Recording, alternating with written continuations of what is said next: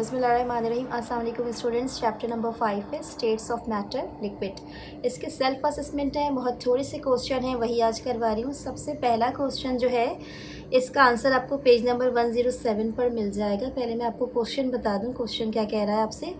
Question आपसे ये कहता है कि हाइड्रोजन बॉन्डिंग का वाटर के ऊपर क्या असर पड़ता है अगर वाटर का हाई बॉइलिंग पॉइंट हो या फिर डेंसिटी हाई है। तो इन दो बातों का हाइड्रोजन बॉन्डिंग की वजह से वाटर पे क्या असर पड़ता है। तो यहाँ पर आए, सबसे पहले तो मैं मार्क करवा दूँ कि high boiling point of water वाला जो आंसर है वो देखिए यहाँ रेड पेन से मैंने मार्क किया हुआ है, ईच वाटर मॉलिक्यूल से लेके अदर लिक्विड्स तक। अब आपको बता देती हूँ कि हाई बॉइलिंग पॉइंट में एक्चुअली होता क्या है। देखिए होता क्या है कि हर वाटर मॉलिक्यूल का स्ट्रक्चर अगर आप जहन में लेकर आएंगे ना, तो एक ऑक्सीजन एटम सेंटर में होता है और उसके दोनों साइड पे दो हाइड्रोजन एटम होते हैं। तो ये जो हाइड्रोजन एटम होता है इसके ऊपर पार्शियल पॉजिटिव चार्ज होता है, जबकि जो ऑक्सीजन एटम होता है इसके ऊपर पार्शियल नेगेटिव चार्ज होता है।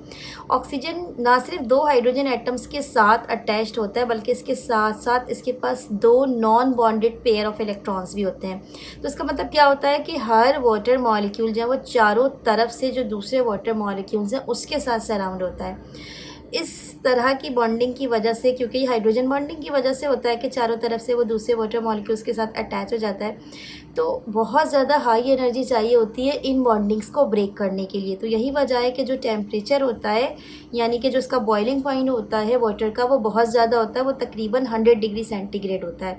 इसकी वजह क्या होती है कि इसमें जो पैकिंग होती है हाइड्रोजन बॉन्डिंग की वो चारों तरफ से होती है, जो स्ट्रक्चर को स्ट्रॉन्ग कर देती है। अच्छा, दूसरी जो बात इसने आपसे पूछी थी वो इसने ये पूछी थी कि जो हाई डेंसिटी है वाटर की वो क्यों होती है। ये भी समझ लीजिए होता क्या है कि देखें, जब भी वाटर मॉलिक्यूल जो है वो आसपास के सराउंडिंग वाटर मॉलिक्यूल्स के साथ हाइड्रोजन बॉन्डिंग की वजह से अटैच होता है, तो कम वॉल्यूम में ज़्यादा से ज़्यादा वाटर मॉलिक्यूल समा जाते हैं।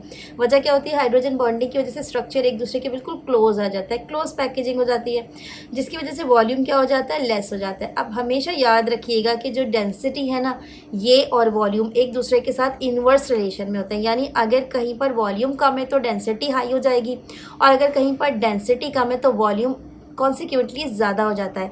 तो अब आपने करना क्या है, कहाँ से लिखना है, यहाँ से लिखना है। Due to the presence of hydrogen bonding water molecules are strongly attracted and occupy less volume since density is inversely proportional to the volume, so the density of the water is relatively high.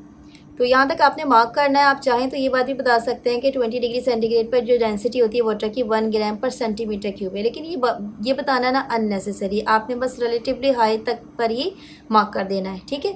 दूसरा जो self assessment question है वो आपसे ये कहता है कि hydrogen bonding water में मौजूद होती है, इसकी वजह से आपको ये बताना है कि जो टेम्परेचर मॉडरेट रहता है, वेदर जो है वो मॉडरेट रहता है, इसके पीछे रीज़न क्या है। तो ये रीज़न भी आपको बता देती हूँ मैं कि कहाँ से मार्क करेंगे आप। पेज नंबर 107 पर ही आप आ जाओगे सीधा। हेडिंग है देखिए, हाई स्पेसिफिक हीट। तो सवाल में क्योंकि इसने आपसे पूछा था कि टेम्परेचर जो मॉडरेट रहता है हाई स्पेसिफिक हीट की वजह से, इसके पीछे रीज़न क्या है, तो वो आप मार्क करोगे। सबसे पहले तो मार्क कर लीजिए high specific heat of water से लेके लोअर स्पेसिफिक हीट तक, यहाँ से लेके यहाँ तक आपने इसको आंसर करना है, ठीक है। अब आप समझ लीजिए कि इसमें उसने बोला क्या है। देखिए स्पेसिफिक हीट का मतलब क्या होता है कि अगर आप कोई भी सब्सटेंस कंसीडर कर लो, अगर उसका 1 डिग्री सेंटीग्रेड टेम्परेचर आपको इंक्रीज़ करना है और जो हीट आपको प्रोवाइड करनी होगी, तो वो वाली हीट कहलाएगी इसकी स्पेसिफिक हीट। तो हर सब्सटेंस की जो स्पेसिफिक हीट होती है ना वो डिफरेंट होती है। अब होता क्या है कि इस high specific heat of water में वजह क्या होती है, क्योंकि हाइड्रोजन बॉन्डिंग मौजूद होती है वाटर में, तो उसकी जो स्पेसिफिक हीट है वो भी हाई होती है, क्योंकि क्लोज पैकेजिंग होती है हाइड्रोजन बॉन्डिंग की वजह से वाटर मॉलिक्यूल्स की। अब होता क्या है कि ये टेम्परेचर को मॉडरेट रखने में अर्थ की सरफेस के लिए बड़ा इंपॉर्टेंट रोल प्ले करता है। वजह क्या होती है ये भी समझ लीजिए। पूरा दिन सन की जो रोशनी होती है ना वो अर्थ की सरफेस पे पड़ती रहती है, जिसकी वजह से जो टेम्परेचर होता है अर्थ में वो ज़्यादा होता है। अब होता क्या है कि जैसे ही रात होती है तो जाहिर सी बात है कि सूरज जो है वो गुरूब हो जाता है, और टेम्परेचर जो है वो फिर जितनी हीट उसने एब्जॉर्ब की थी वो उसको बाहर रिलीज़ करना शुरू कर देता है और आहिस्ता आहिस्ता फॉल होना शुरू हो जाता है टेम्परेचर, ठीक है।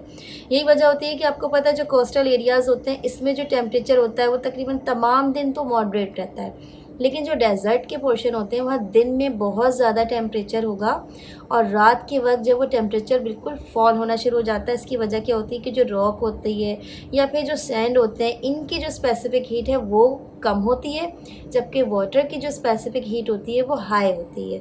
तो मेन जो बात होती है वो क्या होती है कि हाइड्रोजन बॉन्डिंग की वजह से स्पेसिफिक हीट वाटर की हाई होती है, और इसी वजह से जो मौसम होता है या जो टेम्परेचर होता है अर्थ में ये मेंटेन या मॉडरेट रहता है। तो इस तरीके से आप यहाँ से लेके यहाँ तक इसको मार्क कर दीजिएगा। इसमें वो तमाम बातें जो मैंने अभी आपको बता दी हैं। अब जो लास्ट सेल्फ असेसमेंट है उसकी तरफ बढ़ रही हूँ मैं, इसको समझा देती हूँ आपको। पेज नंबर 110 पर आ जाएं आप। ये सेल्फ असेसमेंट है। इस तरह का जो क्वेश्चन होता है ना, ये पेपर में आने का थोड़ा चांस होता है, तो उसको ध्यान से देखिएगा। इसमें इसने आपको तकरीबन 3 सैम्पल्स दिए हैं और आपसे पूछा है कि आइडेंटिफाई करना है आपको intermolecular forces which are present in the given molecules. देखिए यहाँ पर तो इन्होंने ये 3 सैम्पल दिए हैं। पेपर में आपको किसी भी किस्म के 3 सैम्पल्स मिल सकते हैं, एक रेफरेंस होता है इस तरह का क्वेश्चन। अब पहला सैम्पल है आपके पास हाइड्रोक्लोरिक एसिड। तो बच्चों ध्यान से देखना कि हाइड्रोक्लोरिक एसिड एक पोलर मॉलिक्यूल होता है, यानी इसमें हाइड्रोजन के ऊपर प्लस और क्लोरीन के ऊपर माइनस चार्ज होता है। इस तरह के मॉलिक्यूल जो कि पोलर मॉलिक्यूल होते हैं उनमें जो फोर्स ऑफ अट्रैक्शन होती है वो हमेशा डाइपोल डाइपोल इंटरेक्शन होती है। मैंने यहाँ पे सिर्फ डाइपोल इसलिए लिखा है क्योंकि यहाँ पे जगह जो है वो थोड़ी शॉर्ट थी, आपने पूरा लिखना है इस पर डाइपोल डाइपोल इंटरेक्शन। दूसरा जो इसने क्वेश्चन किया है वो है लिक्विड हीलियम। इसमें कौन सी फोर्स होगी, तो जहन में रखिएगा कि जो हीलियम है ये एक नॉन पोलर सब्सटेंस है। तो जितने भी नॉन पोलर सब्सटेंस होंगे इनमें जो फोर्स होगी वो होगी लंदन डिस्पर्जन फोर्स। तो आपने पूरा प्रॉपर लिखना है, लंदन डिस्पर्जन फोर्स जो है वो इसमें प्रेजेंट होगी। नेक्स्ट जो है वो आपके पास है आइस। तो आइस जहन में रखिएगा, that is actually a form of water, solid water जो उसको आइस कहा जाता है। और वाटर में हमेशा कौन सी किस्म की बॉन्डिंग होती है, हाइड्रोजन बॉन्डिंग की। तो जैसा कि मैंने आपको बताया कि ये सिर्फ एक सैम्पल था, आपको पेपर में किसी भी किस्म के कुछ भी सब्सटेंस जो है वो मिल सकते हैं। तो बस आपने जहन में रखना है कि ये पोलर हैं या नॉन पोलर हैं या इनमें हाइड्रोजन बॉन्डिंग मौजूद है। तो इस हिसाब से आपने जो इंटरमॉलिक्यूलर फोर्सेज हैं वो उसके नीचे लिख देनी होती हैं। तो इस चैप्टर में तो बहुत कम सेल्फ असेसमेंट थे, मैंने इसको पूरे कंप्लीट करा दी। आई होप सो कि आपके लिए थोड़े हेल्पफुल साबित हुए होंगे। अगर इसके बावजूद कोई बात समझ में ना आई तो कमेंट सेक्शन में ज़रूर मुझे बताइएगा। और इसके साथ ही आज की वीडियो जो मैं एंड करती हूँ, पसंद आए तो उसको लाइक कर लीजिएगा, सब्सक्राइब कर लीजिएगा और दोस्तों में शेयर कर लीजिएगा। Thank you so much.